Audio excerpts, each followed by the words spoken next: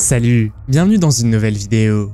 Vous êtes-vous déjà demandé comment les premiers hommes communiquaient? Si l'on en croit la photo suivante, il semblerait que même les peuples anciens aient eu des téléphones portables.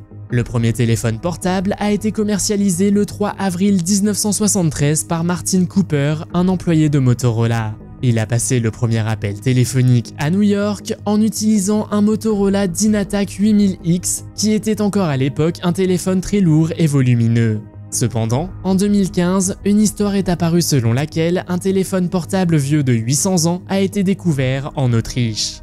Le téléphone aurait été trouvé lors d'une fouille archéologique et était fait d'argile et de métal.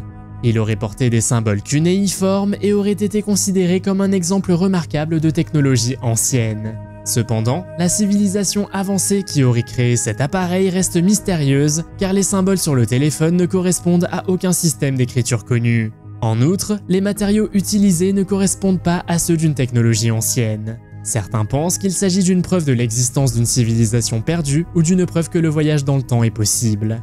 Vous êtes nouveau sur la chaîne? N'hésitez pas à vous abonner, à cliquer sur la cloche pour activer les notifications et à laisser un pouce vers le haut pour nous soutenir. Sur une petite parcelle de terre appelée Slope Point sur l'île du Sud en Nouvelle-Zélande poussent des arbres à l'allure bizarre. Ils ont été plantés par des fermiers locaux pour abriter leurs moutons.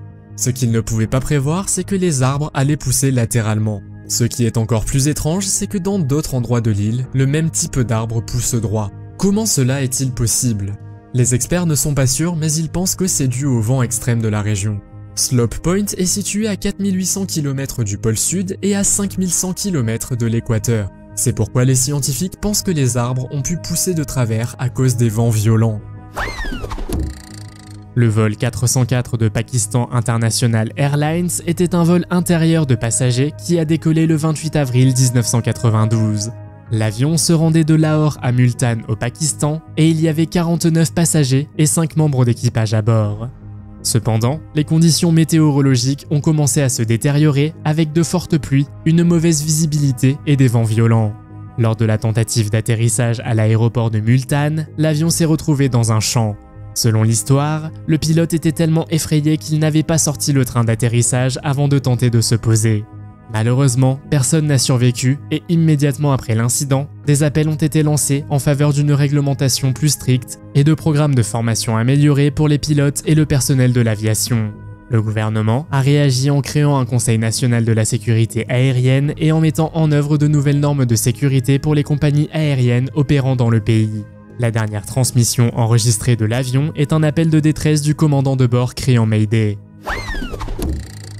Le diamant Hope est l'un des bijoux les plus recherchés au monde.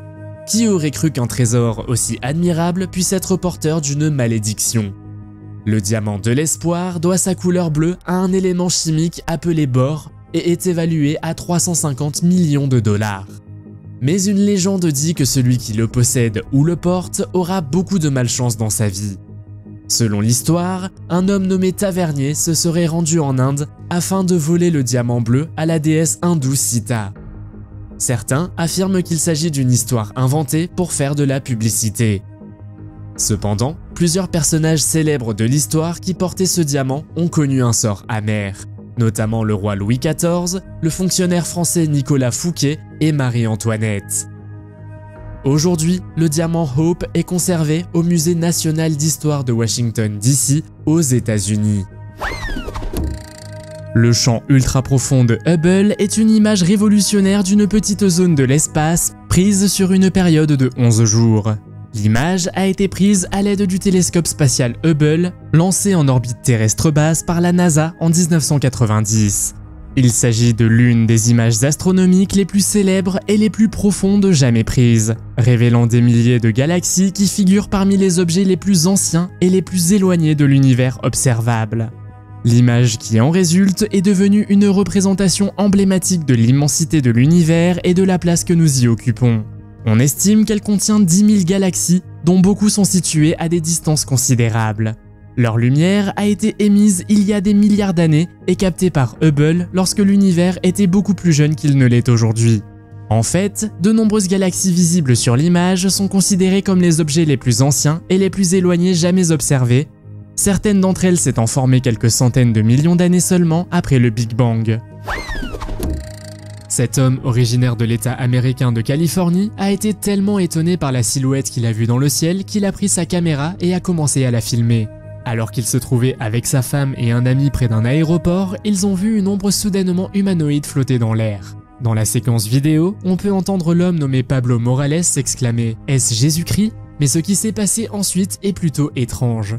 L'homme a zoomé avec sa caméra et comme vous pouvez le voir, il semble que la silhouette ne se contentait pas de flotter, mais qu'elle marchait dans l'air avant de disparaître soudainement. L'ami de l'homme a pensé qu'il pouvait s'agir d'un drone. Mais avouons-le, cela n'y ressemble pas du tout. Les gens de foi disent que Jésus-Christ se montre parfois. Quoi qu'il en soit, cela reste un énorme mystère.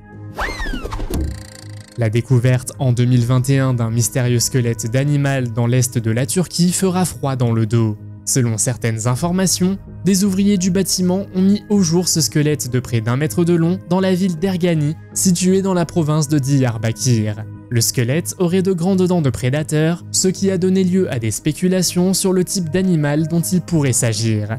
Pour l'instant, l'animal n'a pas été officiellement identifié et les experts étudient encore le squelette pour déterminer son origine. Il existe cependant plusieurs théories sur ce que pourrait être l'animal. Il pourrait s'agir d'un ancien reptile carnivore, comme un dinosaure ou un ptérosaure. D'autres possibilités incluent un type de mammifère préhistorique ou même un type de prédateur inconnu jusqu'alors. La découverte a suscité l'enthousiasme des paléontologues et de la communauté locale en Turquie. Des fouilles et des études complémentaires sont toujours en cours afin d'établir la véritable identité de l'animal mystérieux. De telles découvertes ne sont pas rares en Turquie, qui a une riche histoire en matière de découvertes paléontologiques, mais celle-ci est certainement considérée comme l'une des plus étranges. Le Norimitsu Odachi est une gigantesque épée japonaise qui remonterait au XVe siècle. L'épée mesure plus de 3,7 mètres de long et pèse plus de 14 kg. C'est l'une des plus grandes épées au monde et elle est si grande que l'on dit qu'elle a été utilisée par un géant. Une épée de cette taille devait également être difficile à manier et sa taille en faisait une cible facile pour les soldats ennemis, à moins qu'elle n'ait été utilisée par un géant. Certaines histoires suggèrent qu'elle a été fabriquée pour un guerrier japonais légendaire, tandis que d'autres affirment qu'elle a été conçue comme une arme cérémonielle destinée à des rituels religieux. Le Norimitsu Odachi date de la période Muromachi qui s'étend du XIVe au XVIe siècle. On pense qu'il a été fabriqué dans la région d'Osafune au Japon. Un homme nommé Norimitsu était l'un des plus célèbres forgerons d'épées de son époque et on pense qu'il a créé l'épée. Cependant, la raison pour laquelle elle a été fabriquée et pour qui elle a été fabriquée reste un mystère. La dernière chose que vous vous attendriez à trouver dans un désert est probablement un mégaphone. Mais dans le désert de Mojave situé en Californie, il y en a vraiment un qui est boulonné entre deux rochers. Personne ne sait vraiment ce qu'est cet objet, mais comme vous pouvez le voir, il ressemble beaucoup à un mégaphone. Il pourrait s'agir d'une arme, d'une antenne inhabituelle, mais à quoi pensez-vous que cela ressemble? Cet objet mystérieux se trouve au sommet d'une colline entre les villes de Baker et Ludlow.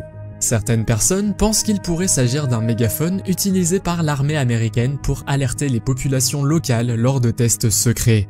D'autres pensent qu'il s'agissait d'une antenne pour communiquer avec les extraterrestres. La théorie la plus mystérieuse suggère qu'il s'agit d'une entrée qui mène à un grand système de grottes avec une rivière souterraine d'or.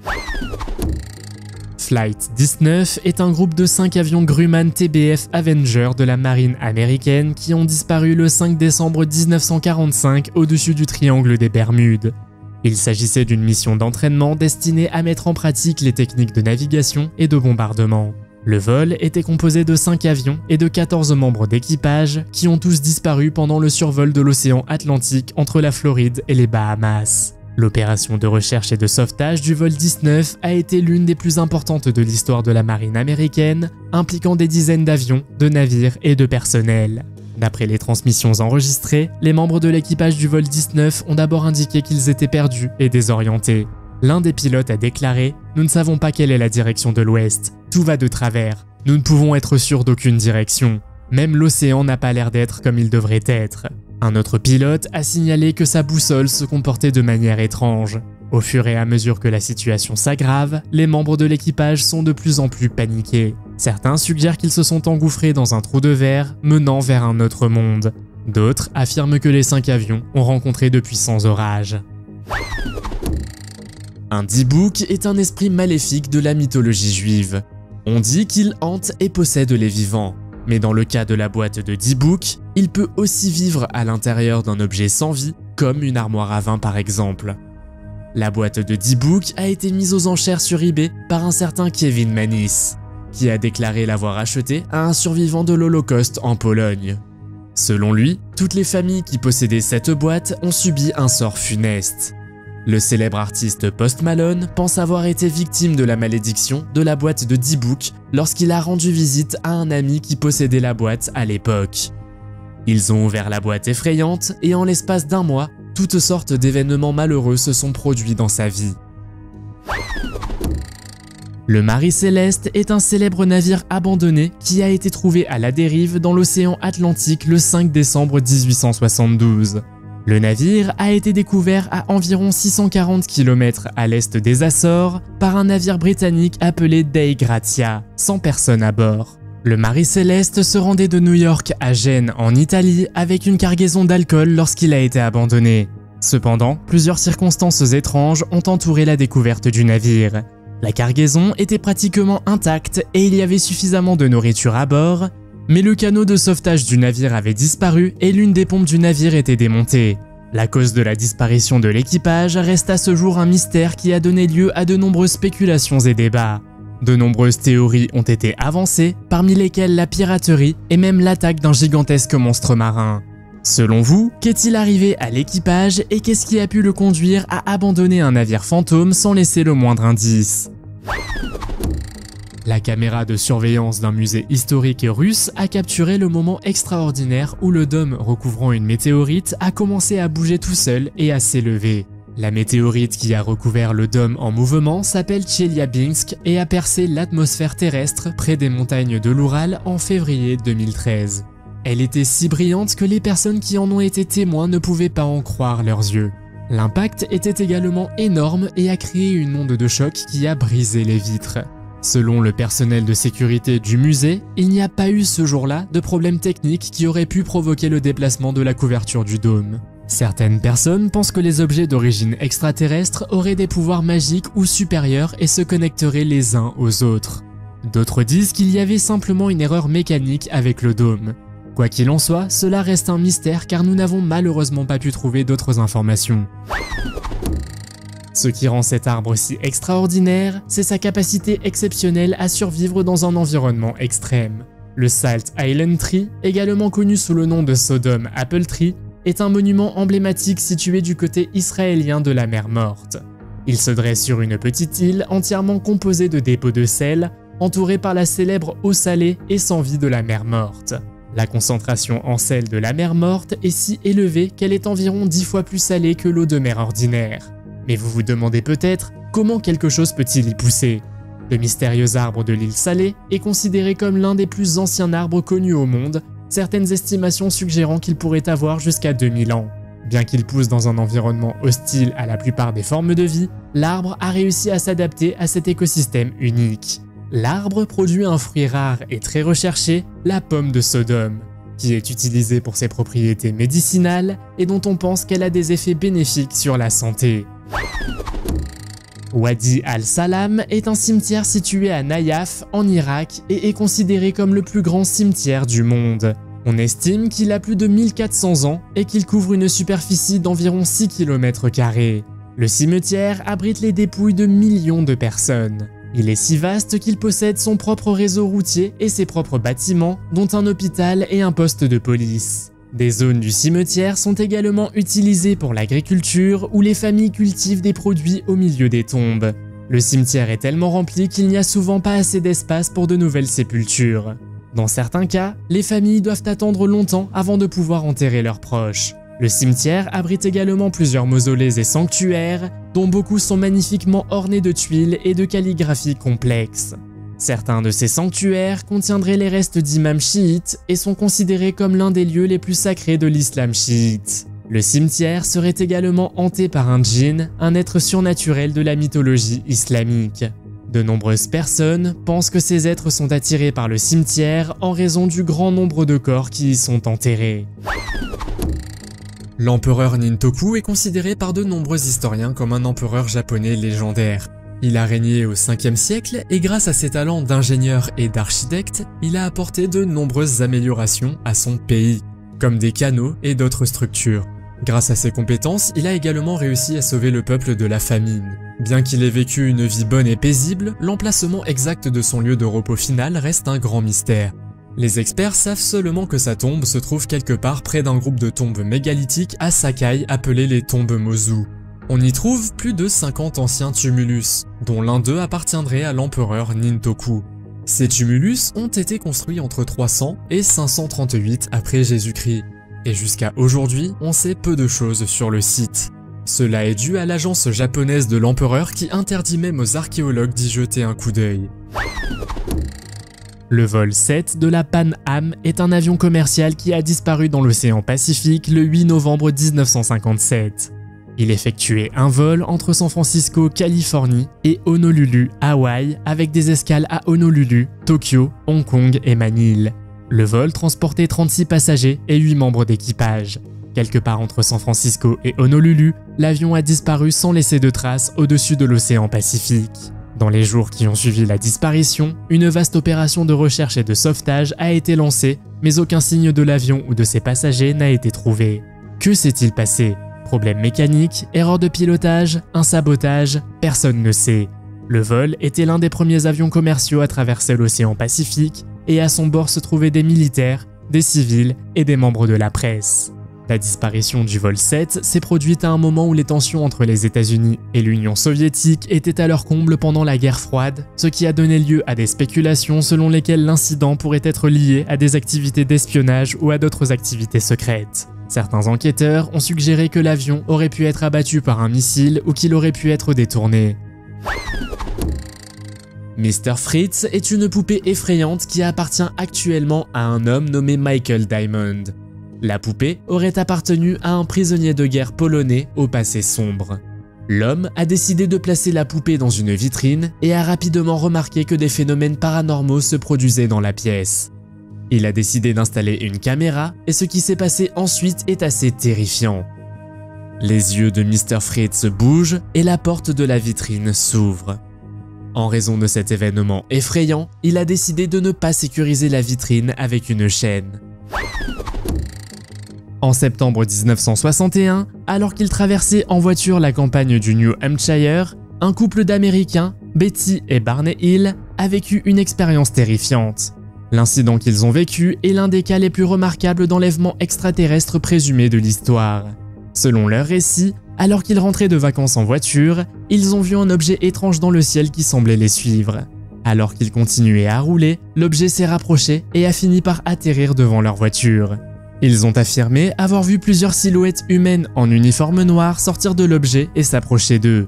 Betty et Barney ont insisté sur le fait qu'ils ont ensuite été emmenés à bord du vaisseau spatial et soumis à diverses procédures médicales. Ils ont décrit les êtres qu'ils ont rencontrés comme des créatures à la peau grise et aux grands yeux bridés. Après l'incident, Betty et Barney ont ressenti divers symptômes, notamment des cauchemars et de l'anxiété. Ils ont fini par demander l'aide d'un psychiatre afin de mieux comprendre ce qui leur était arrivé. Jusqu'à leur mort, le couple a continué à affirmer qu'ils avaient réellement été enlevés par des extraterrestres. De quoi donner la chair de poule, vous ne trouvez pas ? Si l'on en croit la vidéo suivante, une mystérieuse créature marine aurait été filmée ici. La créature, qui ressemble beaucoup à un homme, a été tirée d'un lac inconnu en Pologne. Dans la vidéo, qui dure environ 2 minutes, on voit une équipe d'hommes portant des combinaisons spéciales contre les risques biologiques et plaçant la créature sur une civière. Certains pensent qu'il s'agit d'une scène tirée d'un film, mais comme nous n'avons rien trouvé de plus à ce sujet, cela reste très mystérieux. On peut clairement voir que la créature semble avoir une queue avec un corps supérieur humain. Plusieurs articles ont été écrits à ce sujet, mais nous n'en avons plus entendu parler depuis. Cela la rend encore plus mystérieuse qu'elle ne l'est déjà. Qu'en pensez-vous? Ces créatures existent-elles vraiment ou que pourrait-il se passer d'autre ici? Dans la vidéo suivante, on voit un homme qui est attaqué par derrière, mais qui est sauvé par l'apparition d'une entité qui semble émerger de lui-même. Cependant, l'entité ne doit pas nécessairement être un sauveur angélique. On suppose plutôt qu'il pourrait s'agir d'un démon qui a possédé la victime. L'idée d'esprit ou de force surnaturelle est un thème commun à de nombreuses cultures et religions dans le monde. Dans de nombreux systèmes de croyances, ces entités sont censées avoir le pouvoir d'influencer le comportement humain ou d'exercer une certaine influence sur le monde naturel. Elles peuvent également être associées à des lieux géographiques ou à des objets spécifiques. Dans certaines cultures, on croit que des esprits ou des entités puissantes peuvent posséder des personnes ou exaucer les souhaits de ceux qui les invoquent. À votre avis, que se passe-t-il exactement dans cette vidéo et peut-on l'expliquer? Faites-moi part de votre avis dans les commentaires. Ce match de football ne semble pas manquer de publicité, mais cela dépend en fait de l'endroit où vous vous trouvez. Les publicités changent en fonction de l'endroit où le match est diffusé. Croyez-le ou non, c'est ce qu'on appelle la publicité géociblée. Une pratique courante dans le secteur de la publicité. Elle consiste à afficher des publicités à des groupes spécifiques de personnes en fonction de leur situation géographique. Les annonceurs utilisent différentes techniques pour déterminer l'emplacement d'un utilisateur, notamment les adresses IP, les données GPS et les signaux Wi-Fi. En ce qui concerne les publicités diffusées pendant un match de football, les radiodiffuseurs utilisent généralement une technique permettant d'afficher des publicités différentes selon les régions. Cela signifie que le signal de diffusion original est remplacé par un signal publicitaire localisé pendant les pauses publicitaires ou d'autres intervalles désignés. Les avantages sont notamment une plus grande pertinence et une augmentation des revenus, car les entreprises atteignent leur public cible de manière plus efficace. Ces anneaux de béton géants ont été découverts près des côtes de la mer de Barents, au nord de la Russie et de la Norvège. Ils auraient été construits par les nazis pendant la Seconde Guerre mondiale. La zone où se trouvent les anneaux a été désignée par l'Union soviétique comme une zone à accès restreint. Les anneaux n'ont rien de spécial, mais en raison de cette restriction inexpliquée, les gens ont commencé à se demander ce qu'il y avait d'autre ici. L'une des théories les plus populaires est que la disposition en béton servait à abriter les armes miracles et les dispositifs anti-gravité des nazis. L'une de ces armes puissantes était la cloche, un objet métallique en forme de cloche d'environ 4 à 5 mètres de haut et 3 mètres de large. Une fois activée, la cloche s'illuminait en violet et détruisait tout ce qui pouvait l'entourer. Cela aurait été la raison pour laquelle les nazis eux-mêmes ont arrêté de développer cette arme. D'autres théories affirment également que les anneaux servaient de rampe de lancement pour les soucoupes volantes. Le vol 522 d'Helios Airways est un avion qui a continué à voler en pilote automatique après que l'équipage et les passagers aient perdu connaissance. Cet événement, également connu sous le nom de vol fantôme, a eu lieu le 14 août 2005. Le vol 522 d'Helios Airways était un vol passager régulier entre Larnaca, Chypre et Athènes, Grèce. L'avion était un Boeing 737 et il y avait 115 passagers et 6 membres d'équipage à bord. Peu après le décollage, l'équipage a remarqué que le système de climatisation de l'avion ne fonctionnait pas correctement. Il a tenté de remédier au problème, mais en vain. Alors que l'avion montait à son altitude de croisière, l'équipage et les passagers ont commencé à ressentir les symptômes d'un manque d'oxygène dû à une perte de pression dans la cabine. L'équipage a fini par perdre connaissance et l'avion a continué à voler en pilote automatique. Il a suivi la route prévue pendant plusieurs heures, passant devant Athènes et continuant à survoler la mer Égée. Des avions de chasse ont été mobilisés pour intercepter l'appareil, mais ils n'ont pas réussi à établir la communication avec l'équipage. En fin de compte, l'avion est tombé en panne de carburant et personne n'a survécu. À ce jour, on ne sait toujours pas comment cet accident a bien pu se produire. L'Égypte ancienne croyait en la malédiction des pharaons. Selon cette malédiction, toute âme qui dérangerait la tombe des pharaons subirait la malchance, tomberait gravement malade, voire serait condamnée à mort. La tombe de Toutankhamon est considérée comme l'une des malédictions les plus célèbres. En 1923, la tombe du pharaon a été ouverte par l'égyptologue Howard Carter et son équipe. C'était un moment historique pour eux. Mais 13 personnes présentes sont mortes pour des raisons inconnues. Bien que certains pensent que la malédiction du pharaon en est la cause, les chercheurs affirment que de fortes concentrations de bactéries et de champignons ont été trouvées dans le tombeau. Dans les jeux vidéo, le terme PNJ désigne les personnages contrôlés par le code de programmation du jeu plutôt que par le joueur. Ces personnages sont souvent utilisés afin de peupler l'univers du jeu et de fournir d'autres interactions et informations aux joueurs. Ces dernières années, le terme PNJ a été utilisé en dehors de l'industrie du jeu pour décrire des personnes qui semblent vivre en pilotage automatique, sans s'engager dans des interactions significatives ou montrer beaucoup d'émotions ou de personnalité. Ces personnes semblent suivre la routine quotidienne sans vraiment la vivre, tout comme un personnage non jouable dans un jeu vidéo. Et cela peut devenir assez étrange lorsque l'on rencontre de telles personnes dans la vie réelle. Certains attribuent ce phénomène à divers facteurs, tels que l'essor des réseaux sociaux et de la technologie, qui peuvent encourager les gens à passer plus de temps dans des espaces virtuels au lieu de s'engager dans le monde réel. D'autres suggèrent que les pressions de la vie moderne, telles que le stress au travail et les soucis financiers, peuvent éloigner les gens de leur environnement et les enfermer dans une sorte de routine robotique. Combien de fois avez-vous croisé dans la rue quelqu'un que vous avez pris pour un PNJ? Faites-le moi savoir dans les commentaires.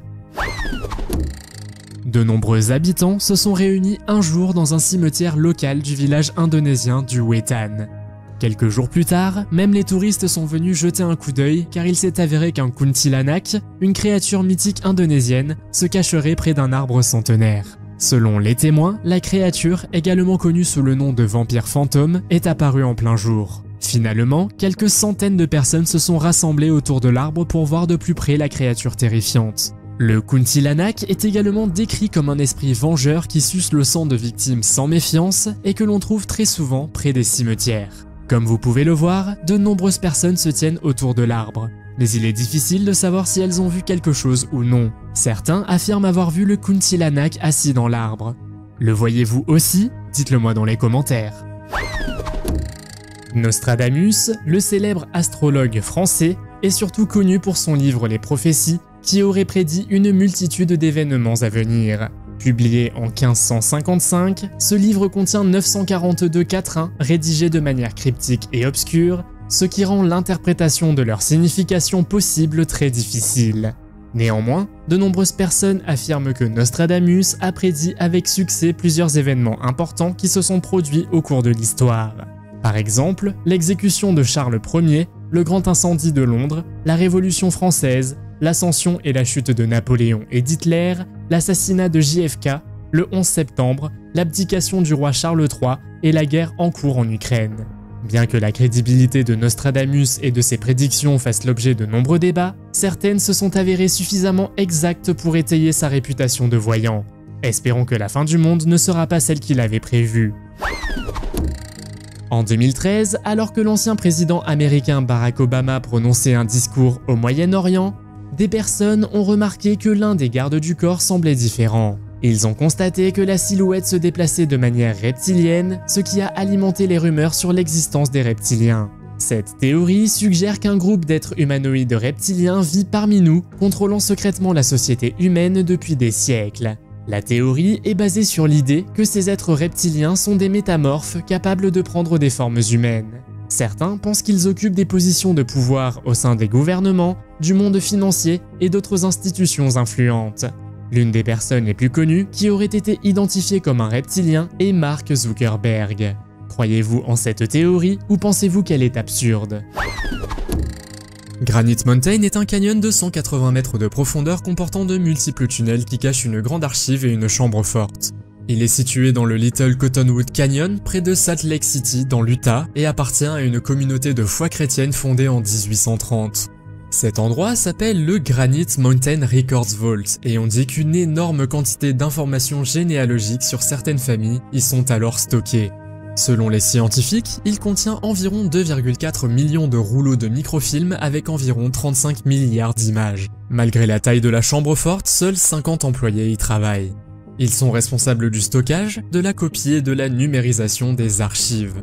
Comme la chambre forte est hautement sécurisée, on pense que de grands secrets y sont conservés. Cela n'a jamais été prouvé, mais cela fait réfléchir à ce qu'il pourrait potentiellement y cacher. Glenn Miller était un célèbre musicien de jazz et chef d'orchestre américain qui a disparu lors d'un vol au-dessus de la Manche pendant la Seconde Guerre mondiale. Glenn a connu une série de succès et était connu pour son son caractéristique, mélangeant le jazz traditionnel avec des éléments de swing et de musique de big band. Pendant la Seconde Guerre mondiale, Glenn s'est engagé dans l'armée américaine et a été affecté à l'armée de l'air. Il est chargé de divertir les troupes stationnées en Europe et parcourt le continent en long et en large, se produisant devant les soldats pour leur remonter le moral. Le 15 décembre 1944, Glenn est monté à bord d'un monomoteur sur une base de la Royal Air Force dans le Bedfordshire, en Angleterre, à destination de Paris, en France. L'objectif du vol était de divertir les troupes américaines en France. Cependant, l'avion n'est jamais arrivé à destination et n'a jamais été revu. Il existe de nombreuses théories sur ce qui est arrivé à l'avion de Glenn, notamment des problèmes mécaniques, des conditions météorologiques défavorables et même des tirs ennemis. Cependant, aucune de ces théories n'a été définitivement prouvée. Tout ce que l'on sait, c'est qu'il a disparu sans laisser de traces. La chaise Busby Stoop, également connue sous le nom de chaise de l'homme mort, aurait appartenu à l'anglais Thomas Busby. Ce n'était pas n'importe quelle chaise, c'était en fait la chaise préférée de Thomas. Lors de ses derniers instants sur Terre, il décida de lui jeter un sort. On dit que quiconque s'assoit sur la chaise connaît une fin prématurée. Cela est arrivé à toute une série de personnes. Un ramoneur, un membre de la famille et même un groupe de soldats qui ont décidé de s'asseoir sur la chaise. Il a donc été décidé de placer la chaise au musée de Thirsk afin que personne ne puisse s'y asseoir. The Georgia Guidestones est un monument de granit situé dans le comté d'Elbert, en Géorgie, qui est devenu tristement célèbre pour ses messages mystérieux. Le monument a été érigé en 1980 et se compose de 4 pierres verticales massives, chacune pesant plus de 20 tonnes. Des messages gravés en différentes langues apparaissent sur chaque pierre. Le monument est également entouré de 6 plaques de granit disposées en cercle. Ces messages sont rédigés en 10 langues différentes, dont l'anglais, l'arabe, le chinois, l'espagnol, l'hébreu, l'hindi, le russe et le swahili. Ils contiennent une liste de ce qui est décrit comme des lignes directrices pour l'humanité, telles que le maintien d'une population mondiale de 500 millions de personnes et la promotion d'un équilibre entre la nature et la technologie. Le monument est associé à des théories conspirationnistes, certains suggérant qu'il s'agit du manifeste d'un groupe secret d'élite. Cependant, l'origine des Georgia Guidestones reste un mystère car l'identité de ceux qui l'ont construit n'a jamais été révélée publiquement. En juillet 2022, on a appris que l'une des pierres avait été détruite par une explosion, ce qui a relancé les discussions sur l'avenir du monument ainsi que sa signification possible. Comment cette voiture est-elle arrivée là? C'est probablement une question que vous vous posez en ce moment même. Des passants ont vu une Honda Civic se suspendre à un câble sur le pont de Toronto, au Canada. La police, les pompiers et les ambulances sont arrivés sur les lieux afin d'examiner la voiture, mais celle-ci n'était pas identifiable. La voiture n'avait pas de plaque d'immatriculation et toutes les vitres avaient été enlevées. Certaines personnes ont supposé que la voiture avait été utilisée pour un film. C'est également ce que la police a pensé au début, mais des enquêtes ont révélé qu'aucun tournage n'était prévu dans la région. D'autres ont dit que quelqu'un avait peut-être voulu faire une grosse farce ou qu'il s'agissait peut-être d'une installation artistique. En fin de compte, la voiture a été déposée en toute sécurité sur le sol par les pompiers et à ce jour, la police ne sait toujours pas comment cela s'est produit ni qui était derrière. Un endroit où vous ne voudriez certainement pas vous retrouver est la maison de Belmez en Espagne en 1971. Au cours de cette période, de nombreuses personnes ont été témoins d'apparitions de visages qui semblaient apparaître, puis disparaître, pour réapparaître ensuite sur le sol de la maison. L'histoire commence lorsque Maria Gomez Camara, l'ancienne propriétaire de la maison, remarque un visage sur le sol. Après cet incident, de nombreuses personnes se sont rendues dans la maison pour observer le phénomène. Les visages avaient des expressions différentes et certains semblaient même pleurer. Ce phénomène étrange a suscité beaucoup d'attention et est même devenu une attraction touristique. De nombreux habitants de Belmez ont douté de l'histoire et ont décidé de visiter la maison, mais ils ont été terrifiés. Certains enquêteurs paranormaux ont considéré le phénomène comme inexplicable, tandis que d'autres ont suggéré que l'ancien propriétaire avait trouvé un moyen de projeter des images sur des surfaces. Cette histoire remontant à 1971, il était peu probable qu'une telle technologie existait. Avez-vous déjà vécu une expérience qui vous a fait douter de la réalité? Faites-le moi savoir dans les commentaires. Si vous avez aimé cette vidéo, mettez un pouce en l'air. Si vous voulez voir d'autres vidéos que nous avons réalisées, cliquez sur l'une d'entre elles à l'écran ou jetez un coup d'œil à la chaîne. Merci d'avoir regardé et à la prochaine.